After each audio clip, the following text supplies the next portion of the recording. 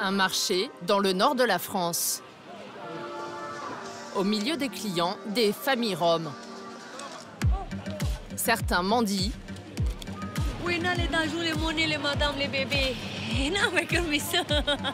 D'autres se servent sur les étals. Bien souvent, ils déclenchent la colère des commerçants. Les roms, ils volent. C'est pas pareil. Ils volent les portefeuilles. Ils n'achètent pas, ils volent.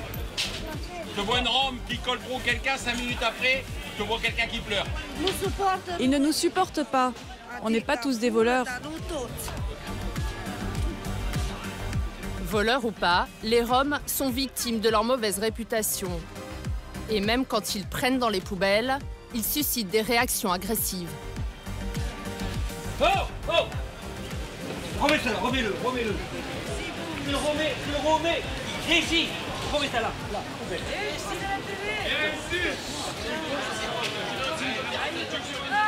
Vous comprenez pas qu'on leur donne après quelque chose de mangeable, qu'ils peuvent manger, non, ils veulent manger ça et donner à des enfants qui vont être malades.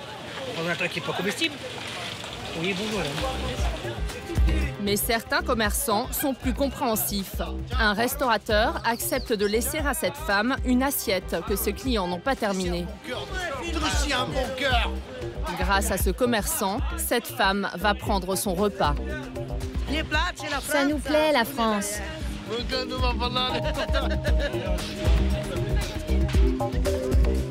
À la fin du marché, les Roms récupèrent les invendus.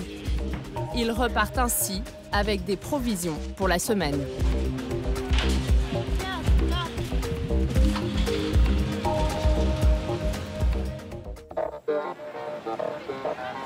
Lille, dans le nord de la France. Son beffroi, sa vieille ville, ses rues piétonnes et ses Roms. Après Paris, Lille est la ville qui concentre le plus de Roms en France. Ils sont plus de 3000 à vivre dans l'agglomération. Et le moins qu'on puisse dire, c'est qu'ils ne sont pas bien vus par la population locale. Mendicité, incivilité, récupération dans les poubelles. Les Roms provoquent la colère des ch'tis, pourtant réputés pour leur sens de l'hospitalité. Dans les maisons autour des camps, c'est le ras-le-bol. Vous savez, j'ai été cambriolé 2 fois.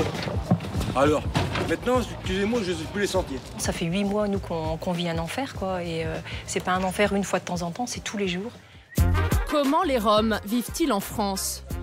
Installés dans des bidonvilles insalubres, en périphérie des villes, ils seraient environ 20 000 sur le territoire français. Leur vie est faite de débrouilles au quotidien. Ici, c'est préparer les manger.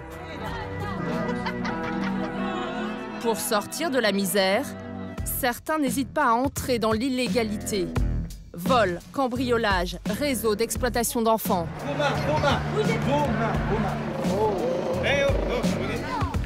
Mais comment les Roms viennent-ils en France? Gardent-ils des attaches avec leur pays d'origine? Que font-ils de l'argent qu'ils gagnent ici?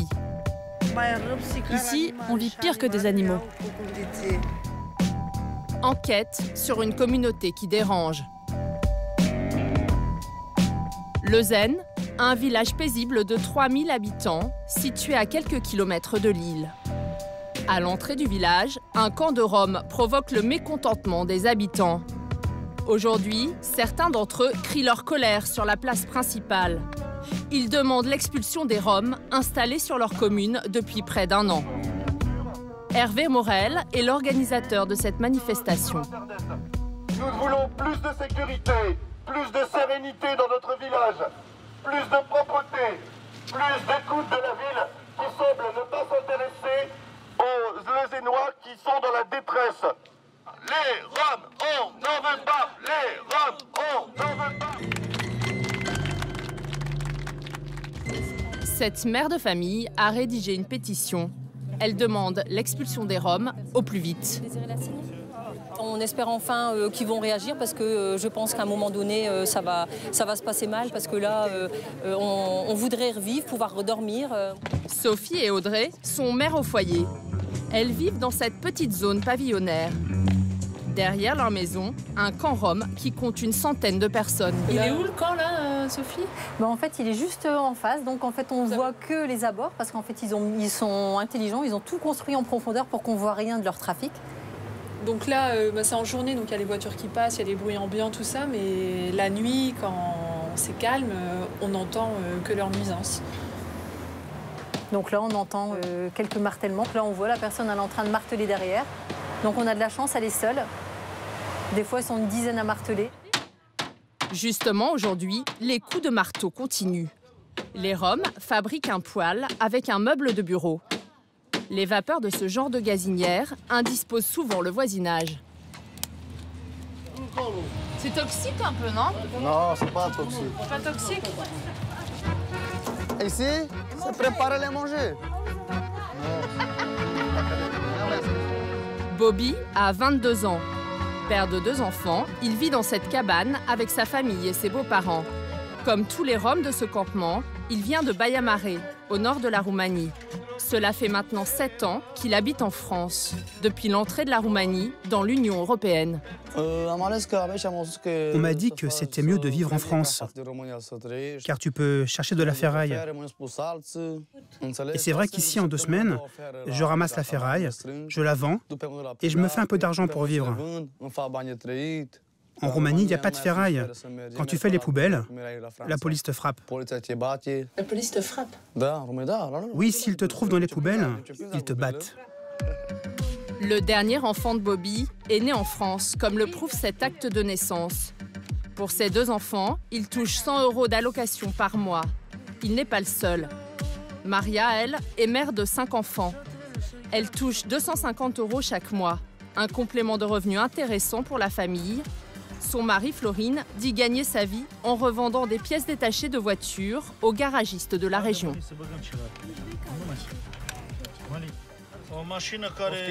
C'est une voiture que j'ai achetée à un particulier.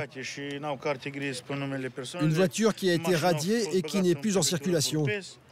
Je l'ai récupérée pour rien et après je revends les pièces. Je me débrouille très bien.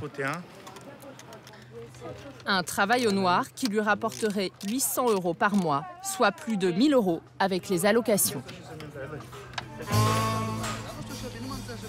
À Leuzen, c'est le jour des encombrants. Un jour important pour Bobby et son ami Fenika.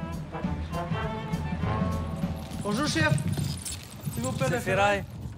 Les 2 hommes cherchent tous les objets qui contiennent du métal. Ça, les ferrailles? Ah, il y a de la ferraille là-dedans? Oui. C'est ferraille. Leur objectif, trouver les objets les plus lourds possibles. Un peu plus loin sur ce trottoir, un bien précieux, des câbles électriques. Ils contiennent du cuivre, un métal dont les cours sont élevés. Les 2 hommes espèrent en tirer un bon prix. Mais certains habitants de Leuzen ne voient pas toujours ça d'un bon œil. Mais monsieur, vous avez l'air un peu à cran en fait. Avec eux, bah oui. Vous savez, j'ai été cambriolé 2 fois. Alors, maintenant, excusez-moi, je ne sais plus les sentir. Mais c'est forcément eux? Ah oui, oui, oui. Pourquoi? Bah, c'est parce que c'est comme ça. Il y en a trop en France. Faut être logique. Pourquoi vous venez en France? C'est de France. C'est tout le monde, les Français, non, moi. C'est pas... Pourquoi vous venez chez nous? Oui, vous restez pas chez la Roumanie, il n'y a pas à manger, il n'y a pas à travailler. Alors, exactement. Et vous croyez qu'en France, en emmenant tous les Roumains, tous les machins, tous les Syriens, et vous croyez qu'arrivé un moment, on va venir comme chez vous? Au revoir, monsieur. Au revoir, monsieur. Malgré l'hostilité ambiante, Bobby poursuit son travail. Vous remettez ça bien par contre, vous ne mettez pas le bordel. Oui, oui, non, pas Bobby. Retour au camp. C'est ici qu'il trie la récolte du jour. Bobby va essayer d'en tirer le meilleur profit chez un ferrailleur. Pour éviter la vente illégale de métaux, la loi française oblige les ferrailleurs à payer par chèque. Bobby n'a pas de compte en banque et préfère prendre du cash. Pour ça, il lui suffit de parcourir quelques kilomètres. Direction la Belgique.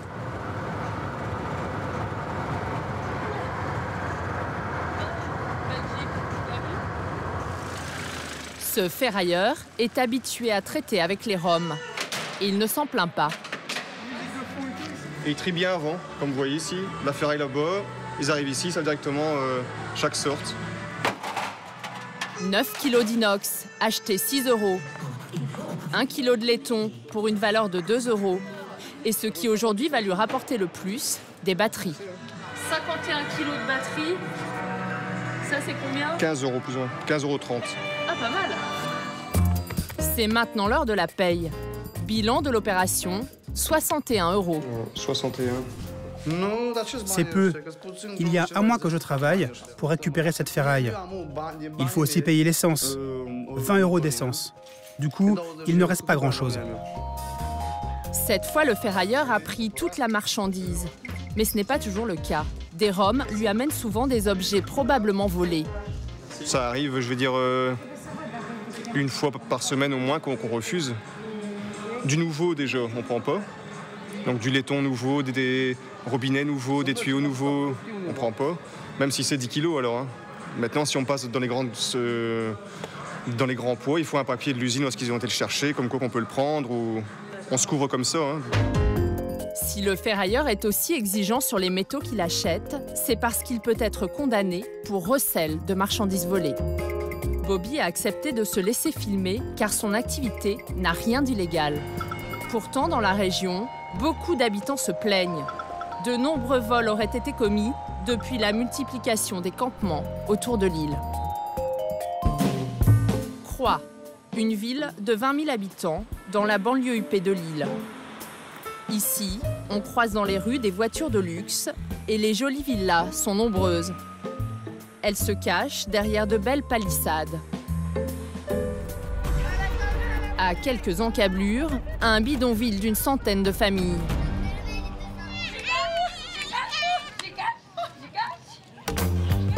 Depuis l'arrivée des Roms, Damien Hackett est sur ses gardes. Cet agriculteur élève des volailles. Une nuit, il a surpris des voleurs dans son jardin. Voilà. En fait, ils longent parce que le camp il est là-bas derrière. Et puis bon, ils remontent là chez nous et puis ils ouvrent les barrières.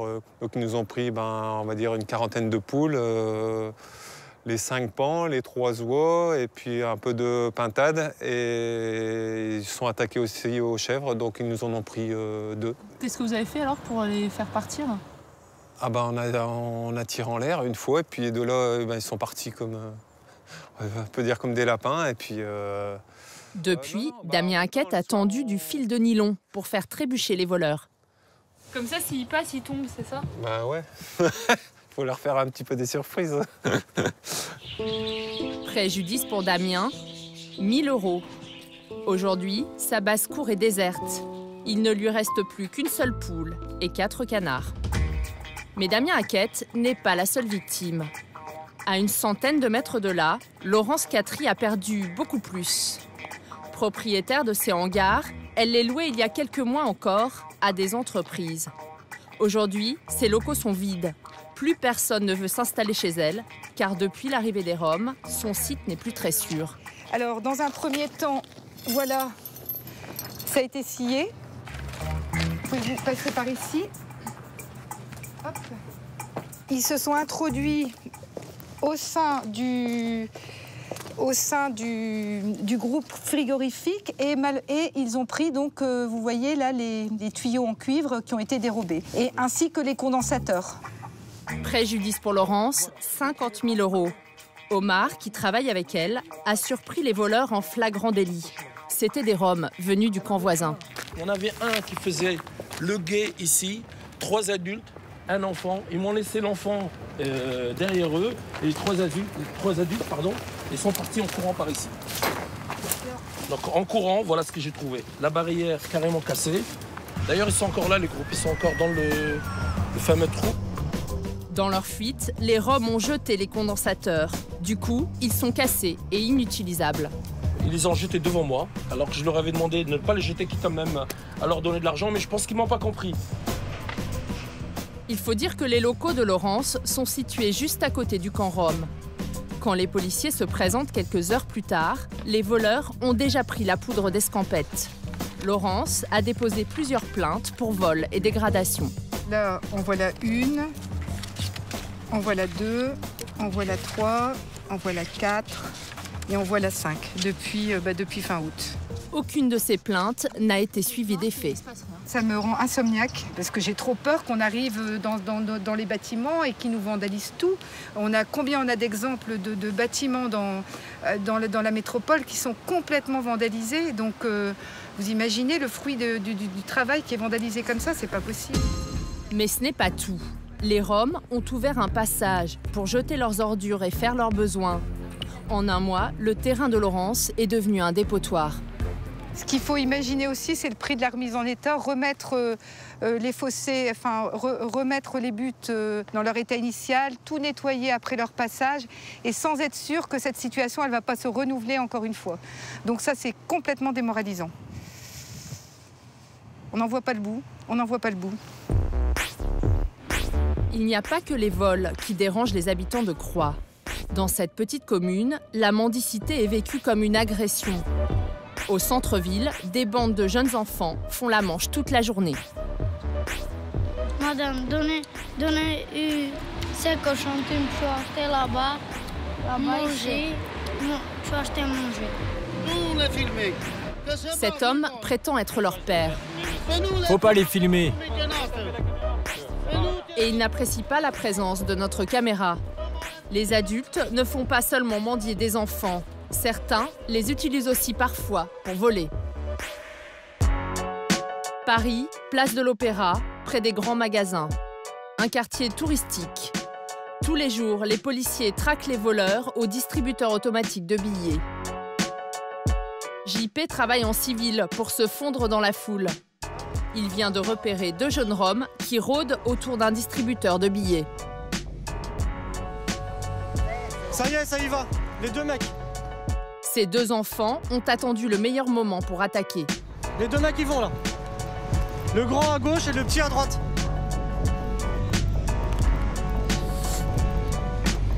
Ça y est, ça a appuyé. Ça a appuyé sur le bouton, hein, ça reste à proximité de la meuf. Le plus grand à gauche a déjà appuyé sur le montant. La carte bleue de la jeune femme ressort. Elle pense que l'opération est annulée, alors qu'en fait, les billets sortent du distributeur. Les voleurs s'en emparent quand JP intervient. Non, attendez, madame, c'est la police. C'est la police. Touriste? You're a tourist? Okay. No problem. Okay. Police. Assis-toi. Assis-toi, toi aussi. Assis! La femme est une touriste espagnole de passage à Paris. Ce qu'on va faire, on va au commissariat, vous allez déposer plainte, on va vous restituer votre argent. D'accord? Ça ira? Les voleurs ont dérobé 50 € à cette touriste. Pour y parvenir, ils n'ont pas hésité à cracher sur le clavier et l'écran du distributeur. Ils crachent. Comme ça, la dame elle fait « Ah, mais c'est dégueulasse, je me barre ». Elle se barre encore plus vite. Et eux restent sur le DAB en attendant que les billets sortent. T'as un laps de temps de 10 secondes, quoi, à peu près. Donc elle a récupéré sa carte, elle fait quoi? Comment ça se fait que j'ai récupéré ma carte? Eux, ils arrivent, oh, c'est dégueulasse, hein, madame, s'il vous plaît. Et puis ils se barrent. Puis la dame, elle fait bon, bah, j'ai ma carte, je me casse. Et puis eux, ils attendent les billets qui sortent. J'étais en train de sortir de l'argent du distributeur. Les enfants se sont approchés de moi et ils ont fait quelque chose de curieux. Et en fait, tout s'est passé très vite. Ils sont apparus aussi vite qu'ils ont disparu. Et la police m'a dit que je venais d'être victime d'un vol. Ces enfants sont mineurs, ils seront donc bientôt relâchés par le juge. Pour lutter contre cette délinquance, les policiers doivent confondre les têtes de réseau, c'est-à-dire les adultes qui les exploitent. Des enquêtes souvent longues et difficiles. Cet homme, appelons-le Adrian, 45 ans, a été condamné en septembre 2012 à 5 ans de prison pour avoir entraîné des enfants à voler. Ce verdict est le fruit d'une enquête incroyable que nous suivions depuis 5 ans. L'affaire commence dans les locaux de l'unité de recherche et d'investigation. Une équipe de policiers s'attaque à une bande de jeunes Roms qui opèrent sur plusieurs arrondissements de Paris. Leur spécialité, le vol au distributeur automatique de billets. C'est Agathe qui dirige cette enquête. Donc là, on voit bien que la victime, elle effectue son code. Lui, il attend que le code soit tapé pour ensuite approcher sa pétition ou son journal. Une fois que le code est tapé, ensuite appuyer tout seul sur la touche retrait. Hop.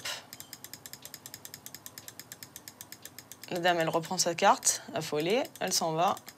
Et lui qui a déjà appuyé sur la touche retrait, hop, il récupère l'argent, il le met dans la bouche et il s'en va. S'il met les billets dans la bouche, c'est pour les avaler en cas d'interpellation. Ça, c'est une autre équipe, ça.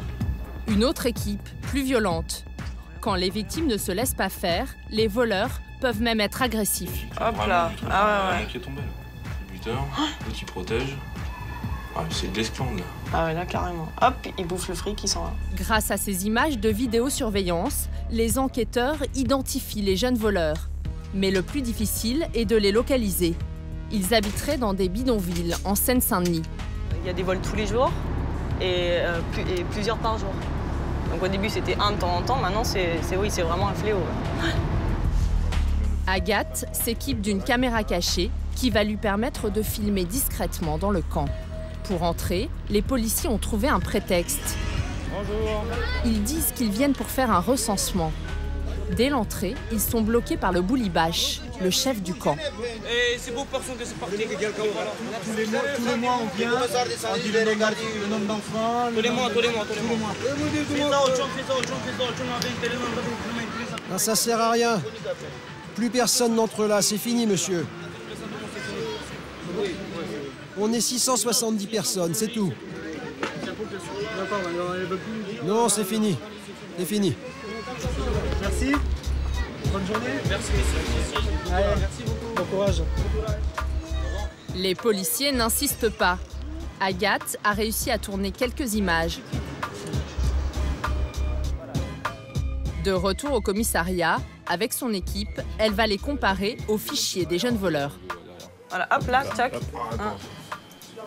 Là, Radoumi suit. Donc là, il y a l'objectif. C'est pas sûr, mais il y a des grandes chances pour qu'ils soient tous dans ce camp-là, du coup. Ce qui nous manque, ce sera celui-là, surtout. Oui, déjà, on a lui. On en a 1, 2, 3, 4 sûrs. C'est tout. Sur les 12 délinquants, les policiers en ont identifié 4 dans ce camp. L'interpellation est prévue pour le lendemain à l'aube. Il est 5 h du matin. 80 policiers et gendarmes sont réquisitionnés. Le commissaire va faire son briefing. Il insiste sur le caractère mafieux du réseau qu'ils veulent démanteler. On va essayer de démontrer que derrière de simples mineurs qui vont voler et qui souvent seront interpellés et relâchés dans l'après-midi, derrière il y a toute une structure mafieuse. C'est des mineurs très jeunes, hein, parfois jusqu'à 13 ans. Ce sont des gens qui sont victimes, hein, ils sont auteurs mais en même temps victimes puisqu'ils sont exploités. Donc c'est une affaire qui a un certain retentissement. Donc je compte sur vous. Les forces de l'ordre encerclent le camp et entrent dans le bidonville. Un hélicoptère éclaire les lieux avec un projecteur. Chaque cabane, chaque tente doit être visitée.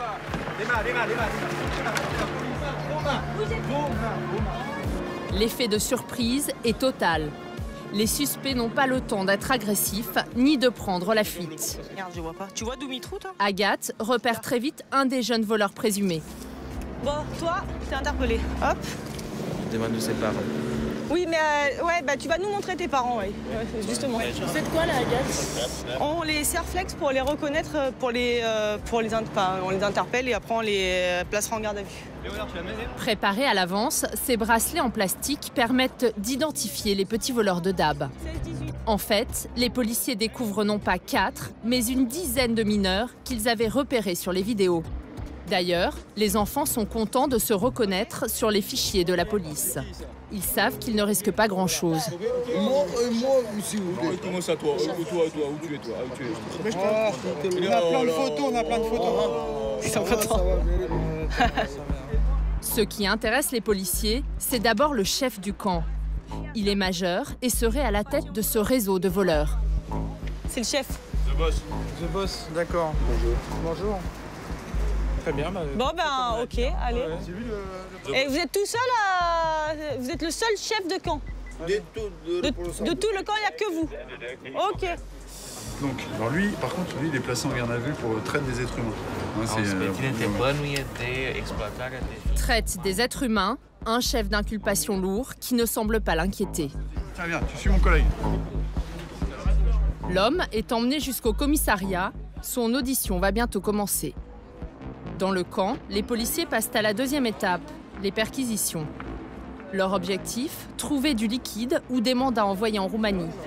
Autant de documents visant à prouver l'existence du réseau. Sur cette femme au foulard, les policiers trouvent 1 000 € en liquide. Elle prétend qu'il s'agit de l'argent de la mendicité.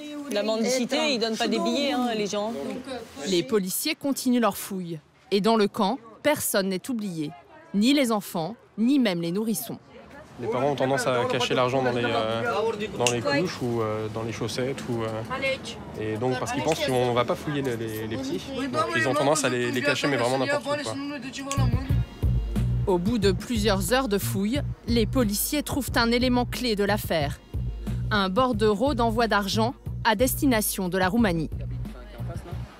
C'est bon pour vous, Pascal, ça? Ouais, c'est bon. Ça veut dire que 5 000 € ont été envoyés vers la Roumanie. 5 000 €, c'est une belle somme quand même, donc par une personne majeure qui les a envoyés apparemment à son frère d'après ses explications. Fin de l'opération. Au total, les policiers ont trouvé plusieurs bordereaux d'envoi à destination de la Roumanie. Pour des sommes importantes, plus de 10 000 €. Retour dans les locaux de l'unité de recherche et d'investigation. Pour les policiers, le travail n'est pas terminé. Après avoir identifié les enfants, ils vont maintenant tenter de leur faire avouer qu'ils volent pour le compte d'un chef. Est-ce qu'on enlève les serflex maintenant? Placés en cellule, les mineurs vont être entendus chacun à leur tour. Cet adolescent est un des fils du chef de camp. Est-ce qu'ils sont venus de leur plein gré en France ou ils ont été amenés par quelqu'un qui leur a dit qu'ils étaient obligés de venir ici? Non, je suis venu tout seul. Comment il fait pour gagner de l'argent? Est-ce qu'il en gagne lui?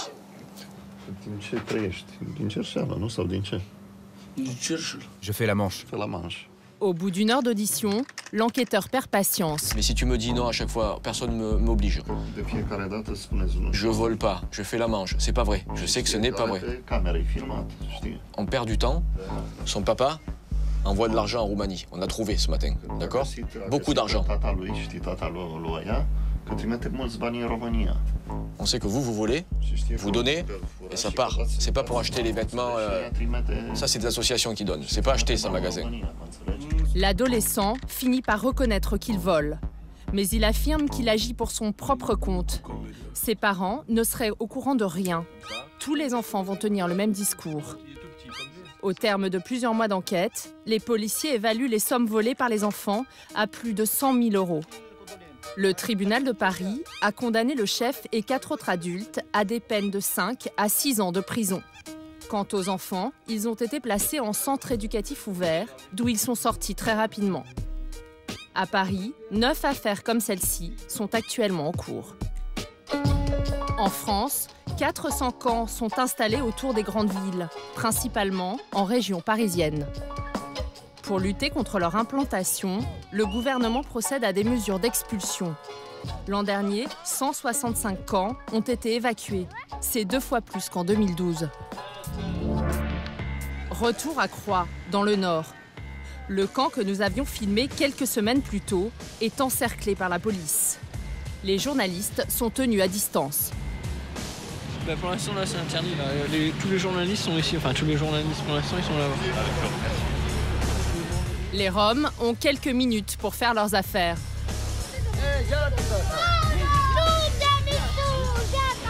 Et vous allez où alors là? Je sais pas. Les caravanes, qui ne peuvent pas être tractées par leurs propriétaires, sont emmenées à la fourrière. Quant aux cabanes, elles sont détruites à grands coups de bulldozer. Un homme vient à notre rencontre. Florine, le mécanicien qui prétendait gagner 800 € par mois en revendant des pièces détachées aux garagistes. Problème. Les cassés, les caravanes, toutes les caravanes, les cassés. Les forces de l'ordre ont quitté le secteur, mais tout n'est pas encore démoli. La fin de l'expulsion est prévue pour le lendemain. Nous en profitons pour entrer dans le camp. Ma caravane, elle était là-bas, derrière les barrières. Mais qu'est-ce que je fais avec mes bébés? Je les donne? Mais qu'est-ce que vous allez faire? Vous allez dormir où ce soir? Ah, sous les étoiles. Ces caravanes n'ont pas encore été évacuées. Un court sursis. Maria et sa famille s'attendent à devoir quitter les lieux dès le lendemain matin. Ça y est, c'est l'heure du départ? Oui, mon parti, expliquez les polices. Dégage, dégage, dégage. N-am nicio chemis, n-am mâncat astăzi, Vinica. Bon, les bagages, mon parti. Où partez, Maria? Mangez pas, où parti? Nous, Ramani. Fini manger. Ce să monsieur. Cum se asta? Hai, asta nu mă poate ajuta. Maria affirme n'avoir aucune solution de repli. Aucun logement en Roumanie. D'après la loi, ces familles privées de caravanes auraient dû être relogées par la préfecture. Mais aucune solution d'hébergement ne leur a été proposée. C'est donc dehors qu'elles passeront la nuit. Et pour se protéger du froid, des feux ont été allumés et des abris de fortune construits à la va-vite, avec une bâche et quelques planches. Je suis désolée pour ce qui se passe ici. Maintenant, quand je dors la nuit, je suis comme un oiseau perdu. C'est pas une vie, ça, pour les enfants.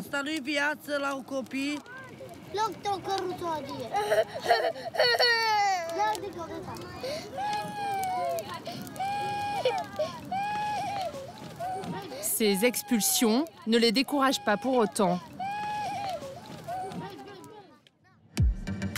Quelques jours plus tard, nous retrouvons Maria et Florine. Ils viennent de s'installer à Lequin, à 10 km à peine de leur ancien camp. Mais cette fois-ci, la police tente de les déloger dès leur arrivée.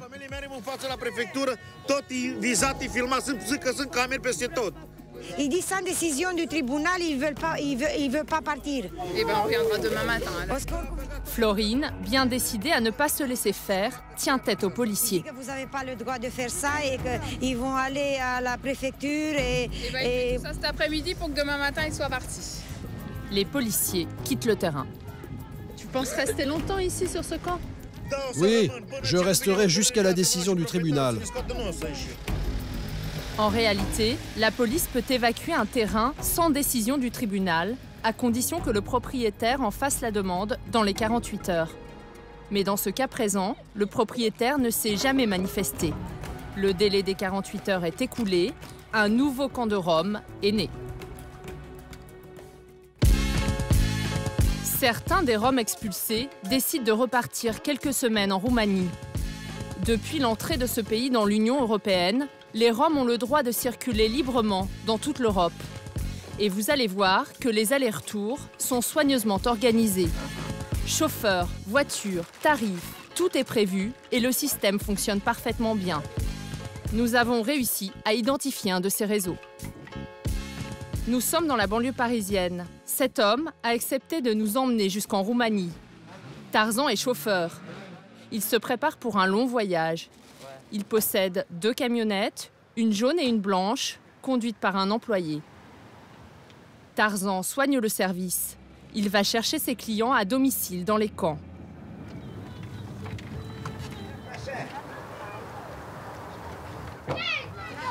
Les passagers emmènent en Roumanie tout ce qu'ils ont récupéré en France pendant des mois, voire des années. Il est 17 h. Tarzan emmène 4 familles, 12 personnes au total, pour un périple de 2000 km. 2 fois par semaine, Tarzan traverse 4 pays, France, Allemagne, Autriche, Hongrie, avant d'arriver en Roumanie. Combien de temps on va mettre? On va rouler pendant 22 heures. 22 heures, quasiment sans arrêt. Dans son minibus, Damian, sa femme et leurs 2 enfants. En France, ils vivent de la mendicité. Cela fait 2 ans qu'ils ne sont pas rentrés chez eux. Je dois rentrer aujourd'hui, car ma maison s'est écroulée. Il faut que je la répare pour avoir un endroit où habiter le jour où je déciderai de rentrer. Damian va retrouver là-bas ses 4 autres enfants. Ils ont trouvé refuge dans la famille. Tu es content de rentrer en Roumanie? Non, mais je suis obligé de rentrer. En Roumanie, je n'ai pas la possibilité de donner à manger à ma famille. Je ne peux pas les habiller. Je préfère rester en France pour essayer de m'en sortir. Pour Damian, un voyage comme celui-ci représente une petite fortune. 100 € par adulte, 50 € par enfant, 300 € au total. Pour éviter les péages, Tarzan prend la nationale. Et pour passer le temps, les voyageurs regardent des DVD, des clips de musique tzigane.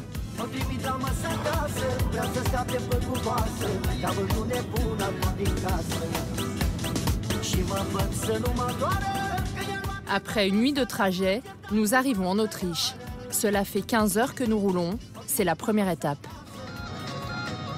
Normalement, tout le monde s'arrête là. Les Roumains, les Bulgares, tout le monde s'arrête là. Cette aire de repos est connue de toute la communauté. Pour les passagers, c'est l'occasion de se dégourdir les jambes et de rencontrer d'autres Roms qui vivent en France. Bartalo, monsieur? Ça va, monsieur? Hein? Pour reprendre des forces, les voyageurs font une halte à la cafétéria. Des trajets comme celui-ci, Florian, Simone et leur fils en font 2 par an. Cela fait 5 ans qu'ils vivent en France.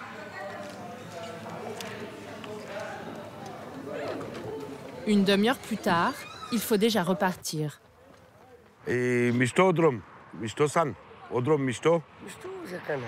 Jusqu'à maintenant, ça va, c'est bien. Vous avez dormi? Soutane et Pico. Et il n'a pas dormi, il avait froid. Florian et sa famille ont payé 250 € pour le voyage. S'ils rentrent en Roumanie, c'est pour voir leurs 4 filles et aussi pour ramener de l'argent au pays. Tu arrives à économiser un peu d'argent pour rentrer? Comment ça se passe? Un peu pour manger, pour le vêtement. Ouais. Là, par exemple, tu rentres avec combien d'argent? Maximum 1000 €. 1000 € quand même? Ouais. Tu arrives à économiser 1000 €? C'est pas mal. Comment tu gagnes de l'argent en France? Ah, faire la manche, travail. Travail de quoi? Peinture, carrelage, nettoyer. Travail au noir? Ouais. Encore quelques kilomètres et le convoi arrive en Hongrie. Dans ce pays, Tarzan conduit plus lentement pour ne pas attirer l'attention des policiers. Même s'il n'y a pas de problème, ils peuvent toujours te trouver un problème. Tarzan sait de quoi il parle. Lors de son dernier voyage, il affirme qu'il a dû donner 450 € aux policiers hongrois. Le genre d'imprévu qui réduit considérablement ses bénéfices. Là, on est en Hongrie, ça y est. Pour le moment, il passe la frontière sans problème. Mais une centaine de kilomètres plus loin, une voiture de police nous arrête. Tu vois qu'ils nous ont pas loupés, hein. Ils attendent le client. Tarzan descend, nous l'accompagnons, mais le policier nous demande immédiatement de remonter dans la camionnette. Vous restez là-bas. Ah. J'ai pas le droit d'y aller? On n'a pas le droit d'y aller parce qu'il est en train de demander du truc. T'as entendu? Bah, il s'est pas entendu, mais ça se comprend. Tu peux pas y aller, toi non plus? Mais non, t'as bien mis m'acheter. Pas de témoin. Tarzan se retrouve seul avec les policiers. Nous filmons de loin avec une caméra cachée. Quelques minutes plus tard, Tarzan reprend le volant. Que s'est-il passé? Il voulait que je paye 100 € pour défaut de siège enfant. Et tu as payé? Tu as payé? Je lui ai donné 40 € dans la main. 40 €? Bah oui. Je préfère donner 40 € à un policier plutôt que de payer une amende à 100 €. Ouais. Tu vois, finalement, la corruption, ça arrange tout le monde. Après 30 heures de voyage, soit 8 de plus que prévu, nous passons enfin la frontière roumaine. Ouais, on arrive en Roumanie. C'est à Tinca, à l'ouest du pays, que Tarzan dépose sa première passagère. Il s'arrête juste devant chez elle. Pour le chauffeur, c'est maintenant l'heure de se faire payer. C'est 100 € pour la dame. Il est minuit, Tarzan repart pour déposer les autres passagers. Combien tu gagnes pour 8 personnes? Je me fais entre 400 et 500 €. À raison de 2 voyages par semaine, Tarzan gagnerait donc plus de 3 000 € par mois, net d'impôts. C'est maintenant au tour de Florian et Simone d'arriver à la maison. À notre grande surprise, ici, ils ne vivent pas dans une baraque en planches, mais dans une vraie maison, en briques, avec l'électricité et tout le confort. Après 4 mois d'absence, ils retrouvent leurs 4 filles, laissées sur place. Tu es contente? Ah oui, oui. Oui, c'est normal, non? Bah oui. C'est 4 mois. Moi, pour mes enfants, partir en France pour les faire la manche, pour arriver ici, pour les donner manger, les donner vêtements, les donner... Mais pour le moment, Simone a du travail. Elle doit ranger tout ce qu'ils ont ramené de France. Ici, avec moi pour le bébé. Ici, c'est comme ça de la vaisselle? Pour le, oui. Vaisselle? Ici, oui, vaisselle.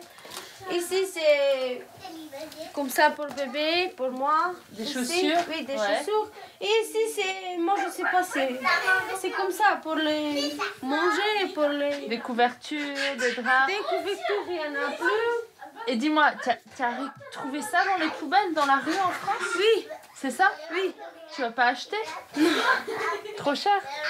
Récupérer. Pour les poubelles. Tu peux l'ouvrir rapidement comme ça, le dessus pour me montrer? Demain. C'est compliqué. Demain. Ok. Demain. D'accord. Moi, parler. D'accord. Demain, on va arriver, il est filmé. Ok, ça marche. Alors on viendra demain après-midi. Ok. Le lendemain, nous retournons voir Simone et Florian. Ils vivent à l'entrée du quartier Rome. Nous remarquons de belles villas et aussi plusieurs maisons en construction, dont celle de Simone et Florian.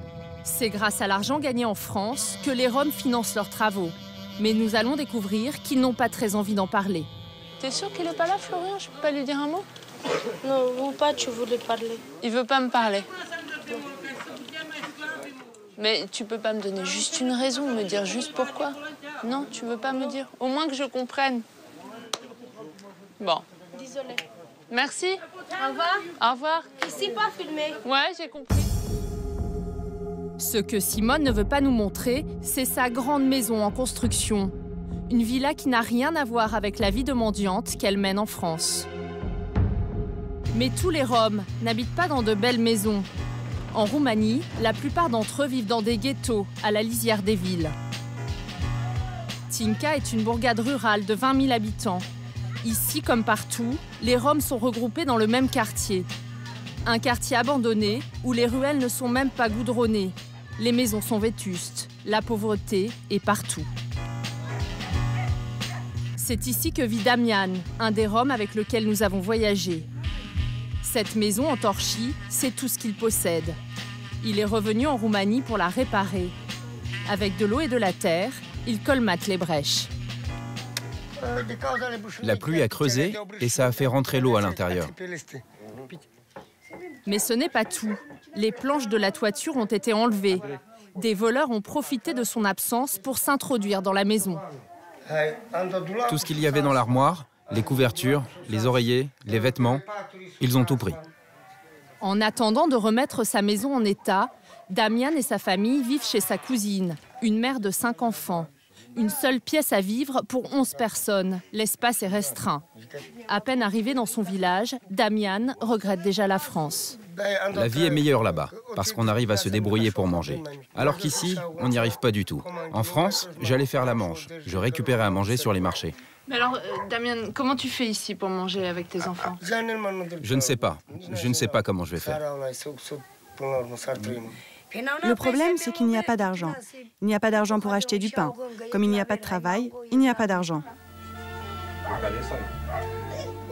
On n'a rien mangé aujourd'hui.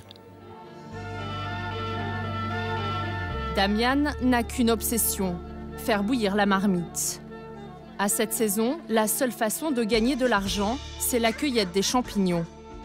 Alors, au petit matin, Damian, sa fille et sa nièce quittent le village. C'est en charrette qu'ils se rendent jusqu'à la forêt, située à 2 km de là.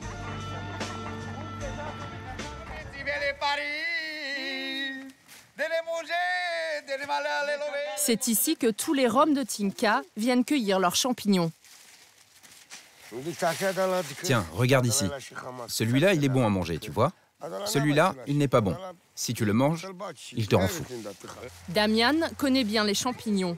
Petit, il a passé plus de temps dans la forêt que sur les bancs de l'école. C'est encore le lot des enfants roms à Tinka, car gagner quelques sous compte plus qu'apprendre à écrire. Tu vas pas à l'école, toi? Pas ce matin, car il faut aider aux champignons. Damian prend le chemin du retour. Ce matin, la cueillette n'est pas fructueuse. Retour au village. À l'entrée du quartier, chaque jour, des Roms vendent leurs champignons. Les acheteurs les voici. Ils ne sont pas très généreux. Ils donnent 2 € pour 1 kilo de champignons. Pour Damian, l'affaire n'est pas très rentable. Combien tu gagnes? 4 lei. Oui, on va acheter à manger avec ça. 4 lei, soit 1 €. Voilà ce que Damian a gagné en une matinée de travail. Alors, de retour à la maison, le déjeuner est léger. À Tinka, les Roms ont peu d'opportunités de travail. Pourtant, à une autre époque, tous les Roms avaient un emploi. C'était sous la dictature de Ceausescu, une époque que Damian regrette même aujourd'hui. Il y avait les fermes coopératives. On était tous engagés sur les chantiers, dans les fermes. Il y avait du travail partout. Tu as connu ce temps-là? Oui, j'étais embauché à l'époque. Pendant 6 ans, Damian a touché un salaire de 400 € par mois. À la fin de la dictature, les coopératives ont fermé, laissant sur le carreau des milliers de familles roms. Aujourd'hui, le marché de l'emploi est réservé en priorité aux Roumains. Partout en Roumanie, les Roms sont des parias, victimes d'un racisme ouvertement affiché. À Baia Mare, une ville industrielle à 200 km au nord de Tinka, le maire a même construit un mur pour séparer le quartier rom du reste de la ville. Derrière ce mur, un ensemble de barres d'immeubles vétustes. À l'entrée, un jeune toxicomane sniffant du solvant industriel. Pour en savoir plus sur cette discrimination, nous interrogeons les habitants du quartier. Personne n'accepte d'en parler ouvertement. Nous utilisons donc une caméra cachée. Cet homme est roumain et il nous dit à quel point il est content que ce mur ait été construit. Ici, tu vois, avant qu'il y ait le mur, ils jetaient leurs déchets partout, et même sur la route. Il est très bien ce mur, très bien. Avant, j'avais peur de passer ici, même en voiture, parce qu'on se faisait caillasser. Je vais vous montrer dans quelle crasse ils vivent. Entre les immeubles, des tas d'immondices. Les camions poubelles passaient ici avant. Mais une semaine après, c'était à nouveau comme ça. Et après, ils disent que la mairie ne fait rien pour eux. Mais tout à coup, une voix d'enfant nous interpelle.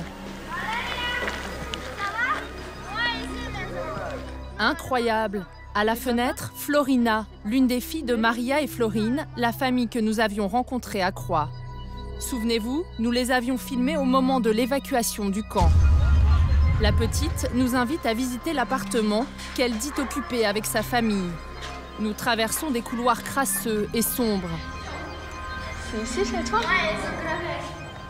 Les parents de Florina ne sont pas là. Nous décidons de revenir plus tard. Dans les couloirs, un homme nous interpelle. Il dit être le Boulibache, autrement dit, le chef des Roms de ce quartier. Pour lui, ce mur est une preuve de la discrimination dont les Roms sont victimes. Nous considérons que c'est notre liberté de mouvement qui est entravée. Il n'y a aucun endroit où on sépare les gens en fonction de leur ethnie. Franchement, est-ce que vous connaissez en Europe un endroit où les gens sont entourés d'un mur à cause de leur nationalité ou de leur ethnie? Quelques minutes plus tard, nous retrouvons Maria au milieu de cette décharge à ciel ouvert, le seul point d'eau du ghetto. Maria a quitté le quartier il y a 2 ans. Elle le retrouve dans le même état d'insalubrité. Il y a plein de microbes. C'est sale, je suis malade, j'ai de l'asthme, l'odeur me gêne. On vit dans des conditions pires que les animaux. Même les animaux, ils sont mieux traités. Mais alors, pourquoi Maria est-elle rentrée en Roumanie? Nous la suivons jusqu'à son appartement. Elle nous raconte alors une histoire invérifiable. Elle aurait quitté la France parce qu'elle aurait été agressée et volée par un autre Rom de son campement. Il est rentré un soir dans ma caravane et il m'a pris de l'argent. Il m'a pris 10 000 €. Tout l'argent qu'on avait économisé pendant 2 ans en France. Maria en profite pour nous demander 500 € afin de meubler son appartement. Tu peux nous aider pour qu'on achète un lit? Donne-nous de l'argent pour les enfants qui n'ont pas mangé. Maria se met même à pleurer en nous racontant une nouvelle fois l'histoire de son agression. Cette fois-ci, les enfants sourient.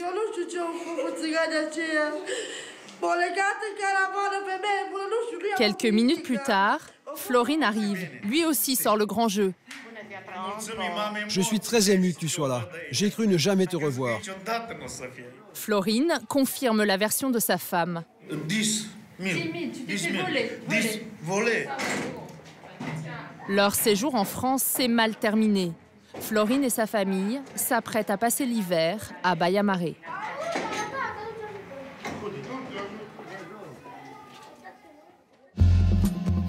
Pour inciter les Roms à rester en Roumanie, certaines villes de France ont lancé une opération originale. Par exemple, la ville de Lyon, qui compte une forte communauté rome, investit beaucoup d'argent à Tinca pour améliorer la vie quotidienne des habitants. C'est Marinelle, une figure du ghetto rome, qui est chargée de mettre en œuvre le projet. On a installé le courant avec les Français. Il y a 1 an encore, ce quartier était plongé dans l'obscurité dès la nuit tombée. Mais aujourd'hui, les rues principales et une 50aine de maisons bénéficient de l'électricité. Ça c'est bien, alors ça change tout. Le courant, c'est la joie. Combien ça coûte alors par mois finalement le courant? 10 à 20 € par mois. S'il n'y a pas d'argent, il n'y a pas de courant. 20 €, une somme importante pour ces familles très pauvres qui n'ont pas toujours les moyens de payer leurs factures. Autre amélioration apportée par la ville de Lyon, le tout à l'égout. Mais ce dont Marinelle est le plus fier, c'est cette grande maison, un centre flambant neuf avec machine à laver, douche, toilette. Au total, la ville de Lyon a versé plus de 300 000 € pour ces installations. Ce programme est basé sur l'hygiène, parce que c'est un aspect très important de l'éducation. Nous avons remarqué qu'il y avait une grande discrimination des Roms vis-à-vis de leur aspect vestimentaire et de leur hygiène. Et c'est pour cela que nous avons commencé le programme de cette façon-là. Les investissements français inciteront-ils les Roms à rester au pays? Pas si sûr. De nouveaux convois repartent tous les jours vers la France. Dans ce jardin public, un groupe de Roms attend le minibus de Tarzan.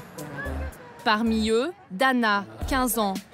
Après un mois passé en Roumanie, elle repart déjà en région parisienne. Mon sac, c'est ça.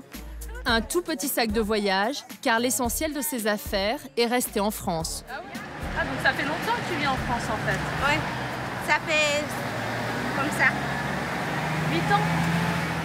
8 ans qu'elle mendie en France, dans les rues de Paris. Et Dana repart toujours avec le sourire. C'est pas marrant de faire la manche, non? S'il donne, tant mieux. Sinon, c'est toujours mieux qu'ici. Quelques minutes plus tard, les camionnettes de Tarzan arrivent. Tout le monde embarque. Dans une vingtaine d'heures, ils seront de retour dans les rues de Paris.